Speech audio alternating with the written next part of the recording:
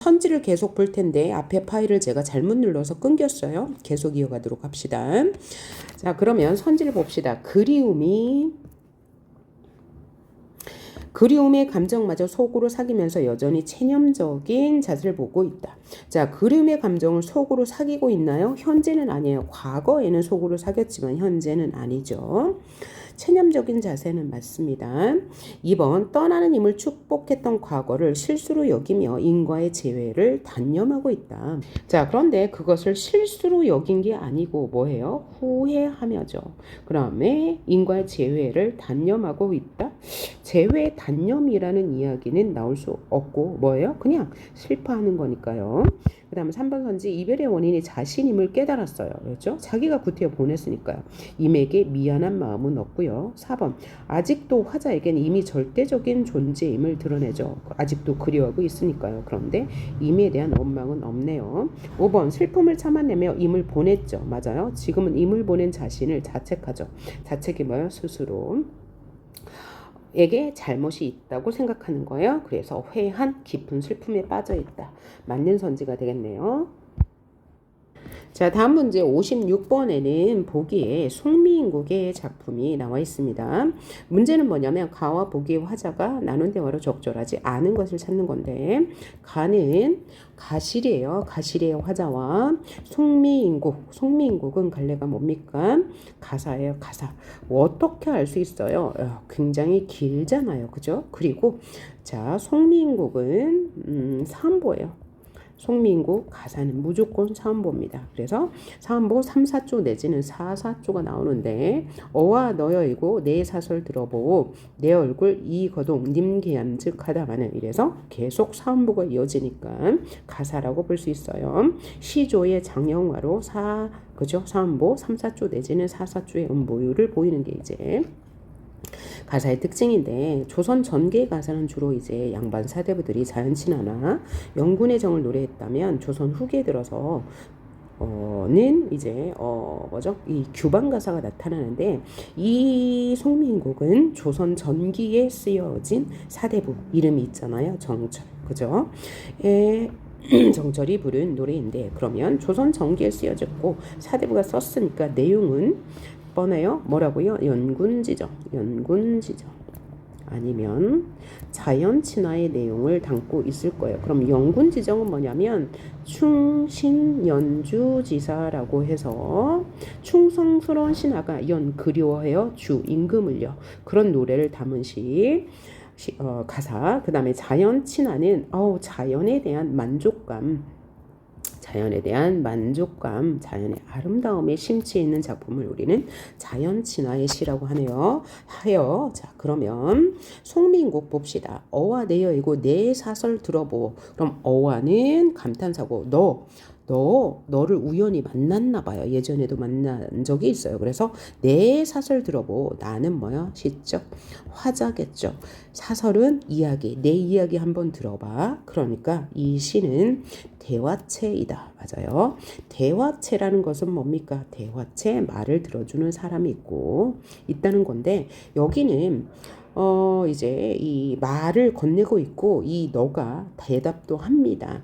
그래서 대화체는 청자를 설정해 놨다는 얘기고요. 만약에 대답이 없어도 대화체인데 그러면 대화체와 대화 구성은 달라요. 대화 구성은 뭐냐? 대화 구성은 말을 건네는데 화자가 대답까지 했어요. 그러면 대화 구성이라고 합니다.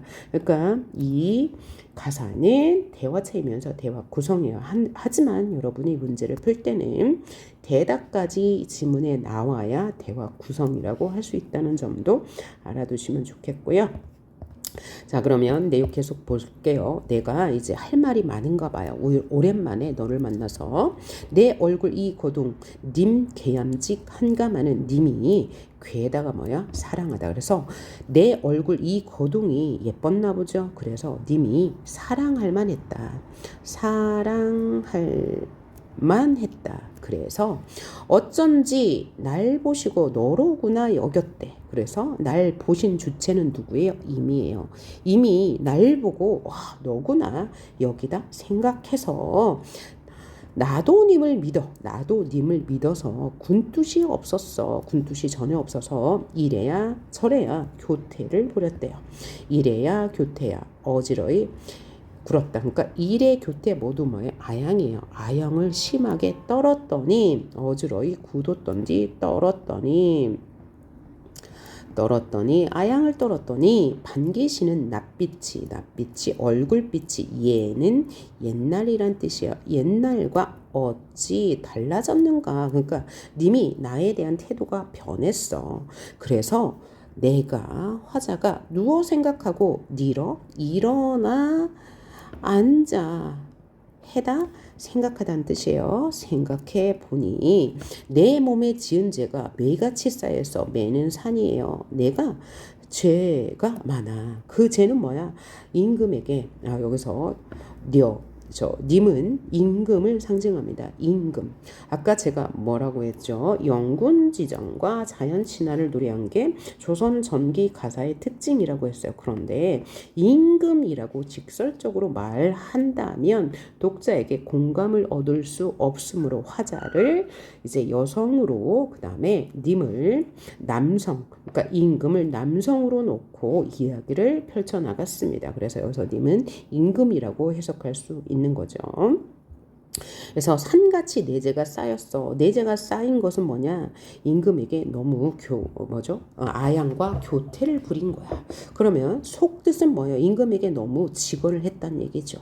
그래서 내 죄 때문에 내가 지금 멀리 떠나 있어. 그래서 화자는 어떤 상황이냐면 이 정철이라는 화자가 유배를 와 있는 상황이거든요. 그래서 하늘이라 원망하고 사람이라 허물하랴. 그러니까 하늘도 원망할 수 없고 사람을 허물하다 잘못을 탓할 수가 없어. 그러니까 내가 이렇게 유배 와서 임금과 떨어져 있는 상황은 뭐야? 내 탓이다 라고 이야기하고 있어요. 자, 그래서 임과 이별한 이유는 화자 자신의 탓이라고 말하고 있고요. 허물하랴 했으니까 무슨 법? 설의법 사용되었네요. 허물할 수 없다. 내 잘못이다. 서러워하며 풀텨내니 생각해보니 조물주의 탓이다. 이건 뭐야? 내 탓인데 사실은 이게 조물주는 뭐야? 인간 세상을 창조한 사람이죠. 그러니까 이제 이것은 나의 뭐예요? 운명이다라고 말하고 있어요. 인과 내가 헤어진 이유는 운명이야라고 운명론적 세계관을 보이고 있네요. 그래서 송미인곡, 삼미인곡, 관동별곡은 이제 3대 가사라고 해서 여러분이 앞으로 꼭 학습을 해둬야 할 작품입니다. 그래서 원래는 그죠? 이 화자가 아니 작가가 이제 남성인데 여성으로 화자를 설정해놔서 떠난 님, 즉 임금을 남성으로 설정해놓고 임금을 그리워하는 마음을 이렇게 비유적으로 표현한 시다라고 생각하시면 되겠어요. 그러면 문제가 뭐였냐면 가실의 화자와 보기의 정철의 화자가 나눈 대화로 적절하지 않은 것이 무엇이냐라고 물어봤습니다. 그러면 1번 선지 볼까요? 가의 화자는 가실이의 화자죠. 이미 떠난다니 믿을 수가 없어. 정말 날 두고 떠나시려는 걸까? 자, 가실의 화자는 뭐라고 그랬어요? 가시겠습니까? 정말 가시겠습니까? 라고 말했으니까 맞는 선지가 되겠네요. 2번 선지 보기 이제 성민곡의 화자가 나도 마찬가지죠. 뭐가 마찬가지야? 이미 나를 떠났다는 게 날 사랑해 주시기에 나도 임을 믿고 다른 뜻은 전혀 없었죠. 그런데 결국은 헤어졌으니까 맞는 말. 가의 화자가 난 이제 어찌 살아야 할까? 임의 마음을 상하게 하며 아예 안 오실까? 붙잡지도 못했죠. 그래서 가시자마자 돌아오세요라고 하면서 보냈어요. 보기 화자는 생각해보면 임의 마음이 변한 건 내 탓이죠. 아양과 교태를 너무 부렸어. 그래서 내가 임의 마음을 너무 어지럽힌 것 같아. 맞는 거. 5번 선지 서럽지만 가의 화자가 조물주의 탓이려니 라고 한 것은 보기의 화자죠. 가의 화자는 뭐예요? 자, 갔다가 돌아오세요 라고 했죠. 조물주의 탓이다 이런 말 안 했습니다. 자, 그래서 여기는 틀리고 이미 가시자마자 돌아오길 빈 건 맞네요. 그래서 5번 선지가 답이 틀린 말이 되겠고요. 다음 문제 우리 59번 문제 한번 보도록 할게요. 자, 59번 문제가 나와 보기에 화자가 이별하는 태도로 태도의 차이점이 뭐냐 물어봤어요. 자, 나의 화자 진달래꽃은 소극적인 태도를 보였죠. A 불비. 그 다음에 순종적인 자세로 떠나는 님에게 축복을 기원했습니다. 그러면 서경별곡의 화자 한번 봅시다. 서경별곡 고려가요고요. 서경이라는 곳은 평양입니다. 지금 평양에서 님을 보내면서 이제 님이 만약에 간다면 뭐 내가 어떻게 할 것인지 이별의 상황을 가정하고 자신의 태도를 보여주고 있어요. 한번 볼까요? 서경이 아질과 서경이 서울이 말하는 그러니까 아즈가는 고려가의 특징 뭐예요? 여음구. 여음구가 사용됐고 위 두어렁성 달인들이 후령구가 사용됐으니 영구와 후령구는 해석하지 않고 이 후령구는 본 내용과 전혀 관계가 없어요. 자, 본 내용은 이별의 정환으로 인한 슬픔인데 이 두어렁성 달인들이는 이제 악기 소리거든요. 그러니까 이제 신나는 것과 전혀 관계가 없으니까 해석하지 맙시다. 서경이 서울이지만은 서경이 왜 서울입니까? 제2의 서울이었어요. 개성이 제1의 서울이었다면 서경인 평양이 제2의 서울이었죠. 서울이지만 서경이 서울이지만 닷꼰대 아질가 빼고 닷꼰대에서 그러니까 두 번 반복되니까 빼고 닷꼰대 소성경 고에만은 닷꼰대는 뭐냐면 닦아놓은 곳 내가 삶의 터전으로 닦아놓은 곳이야 이 서경이. 그리고 소성경이 뭐야? 작은 수도라는 얘기죠. 큰 수도는 개성이고 이 평양인 서경은 작은 수도예요. 그래서 닦아놓은 작은 서울인 평양인 이곳 서경을 고외만은 사랑하지만 괴다 사랑하다는 뜻이요. 사랑하지만 내가 여기에 삶의 터전을 닦아 나와서 나는 여길 사랑해.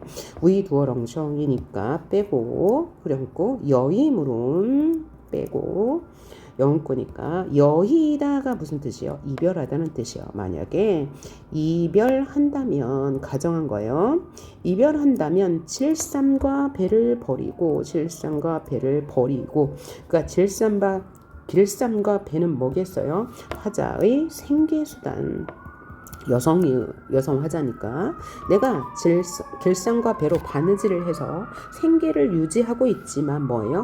버리고 이게 중요한 거죠. 나는 이거 다 버리고 빼고 괴실한데는 사랑하는 사람이 있는 곳 괴다가 그죠? 사랑하는 사람이 있는 곳을 울면서 뭐 하겠어요? 쫓니나이다.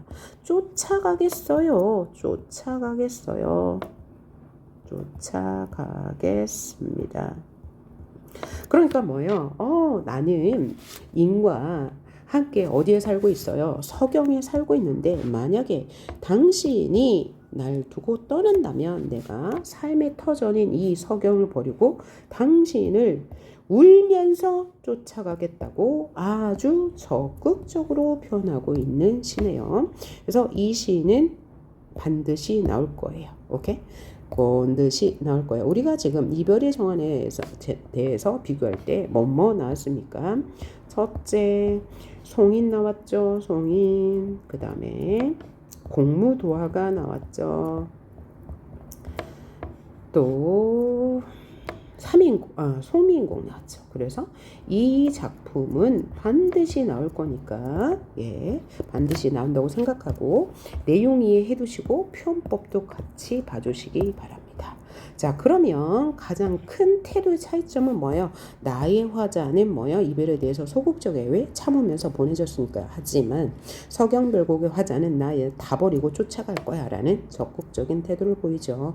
그 다음에 둘 다 여성적 어조이고요. 그 다음에 순종적이고 나의 화자는 여기는 참여적이 아니고 적극적입니다. 그 다음 거부하지 않았고요. 여기가 체념하였죠. 진달래꽃이 여기가 거부했습니다. 그 다음에 여기가 소극적이고 여기가 적극적이었고요. 그리고 우리가 이 이별에 대한 태도를 보여준 것 중에서 미녀도 봤습니다. 나를 버리고 가시면 심리도 못 봐서 발병난다. 얘도 적극적인 태도를 보였어요.